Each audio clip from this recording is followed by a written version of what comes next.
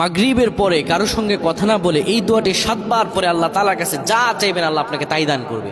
অভাবে আছেন, ঋণগ্রস্ত আছেন, মাথায় টেনশন, ঋণের বোঝা, বাড়িতে থাকতে পারতেছেন না, আল্লাহ সব আপনার পেরেশানি দূর করে দেবে ইনশাআল্লাহ। যদি আপনি আমলটি করতে পারেন, আমল মানুষের জীবন বদলিয়ে দেয়, আমল মানুষের জীবনকে পরিবর্তন করে দেয়। আল্লাহ তাআলা আপনার সব দোয়া কবুল করে নেবেন ইনশাআল্লাহ।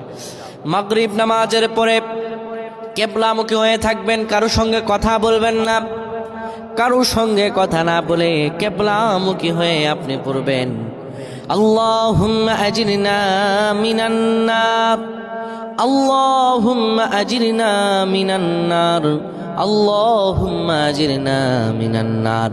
যদি এটি আপনি মাগরিব নামাজের পরে কারোর সঙ্গে কথা না বলে পড়ে 7 বার পরে দুটি হাত তুলে আল্লাহর কাছে দোয়া করেন, আল্লাহ জাহান্নামের আগুন থেকেও বাঁচাবেন এবং আল্লাহ আপনার সব দোয়াগুলো কবুল আর মঞ্জুর করে নেবেন।